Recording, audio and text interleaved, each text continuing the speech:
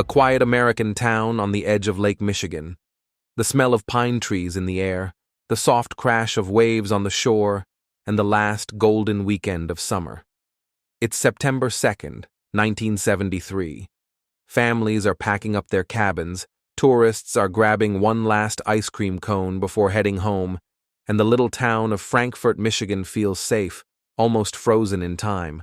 But that morning, on the beach, something was discovered. Not driftwood, not a seashell. A mystery. And it's a mystery that's haunted this town for more than 50 years. The case of 15-year-old Terry Wayne Sunter, a teenager who walked out into the night with friends and never came back. A boy whose lungs were filled with sand, whose story was buried before it could even be told, and whose town may still be hiding the truth.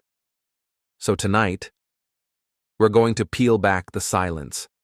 We're going to walk into 1973, and we're going to ask what really happened to Terry Wayne Sunter. Frankfort, Michigan. A postcard-perfect lakeside town, the kind of place where everyone knew everyone else. Kids rode bikes through quiet streets. The high school football game was the week's biggest event.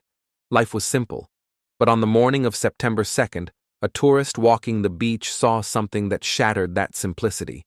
A boy, face down in the sand. At first, it almost looked peaceful, like he had just decided to crash after a long night out. But as the tourist got closer, something felt wrong. Too still. Too quiet. Authorities were called. And soon the small beach filled with whispers. As word spread, this wasn't just anyone. It was Terry Sunter. Terry was 15, a local kid. People knew him. He was shy, skinny, had sandy brown hair. That night before, he'd gone out with friends. But when he didn't come home, no one thought it was serious. Kids stayed out late all the time. Now, here he was.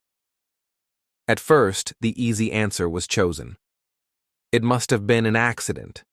Maybe he went for a swim, maybe he got pulled under, maybe it was just bad luck. But then the autopsy results came back, and suddenly, this small town had a problem it wasn't ready for, because Terry didn't drown. There was no water in his lungs. Instead, there was sand, packed into his airways, enough to suffocate him. Doctors said it was massive sand inhalation, something almost impossible to explain away. And that one fact changed everything. Right away, people started remembering strange things from that night. One woman visiting from Illinois said she saw something bizarre, a group of people dragging what looked like a body out of a car. She didn't know what to make of it at the time, but in hindsight, it felt connected.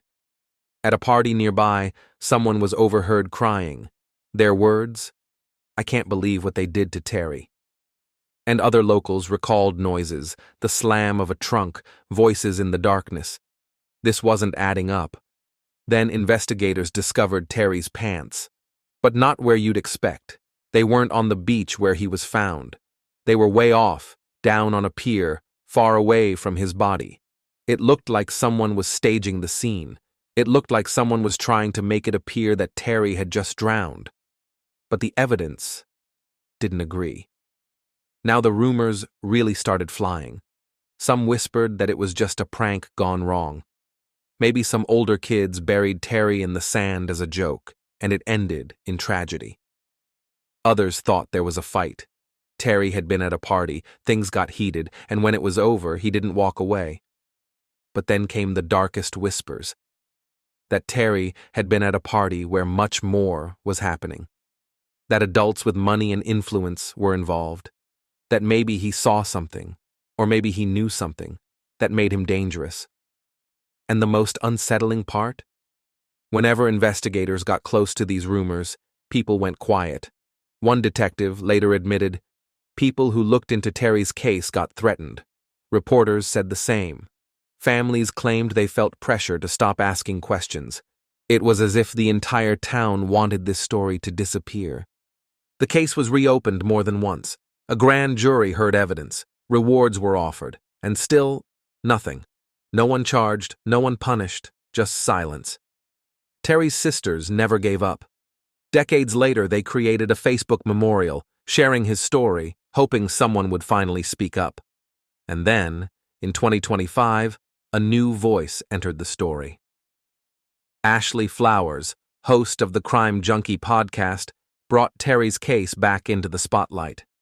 And what she revealed made the mystery even darker. At Terry's funeral, his grandmother made a decision. She wanted an open casket. She wanted the community to see his face, his body, the bruises that told a story louder than words. She wanted people to know this wasn't an accident.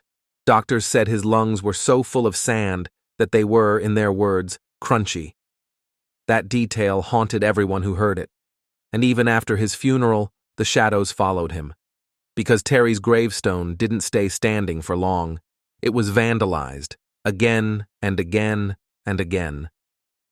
So many times, in fact, that the family finally gave up. Today, Terry lies in an unmarked grave. Think about that. A teenager whose story shocked an entire town, and whose resting place now carries no name. So we circle back to the questions. How did a 15-year-old end up with his lungs filled with sand? Why were his pants found far away from his body? Who were the people dragging something from a car that night? Why did a witness at a party cry out, "I can't believe what they did to Terry"? And most importantly, why, 50 years later, is no one talking? Is Frankfurt just a town protecting itself? A place where secrets are stronger than justice?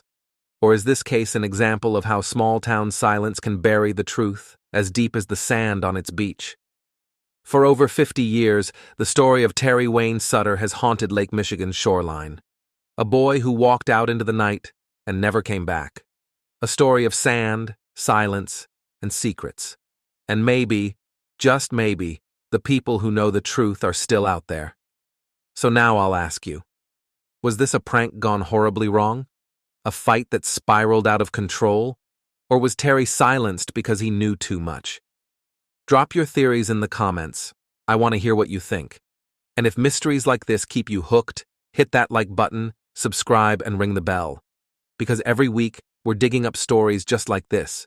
Stories that remind us the past is never truly gone. It's just waiting to be uncovered.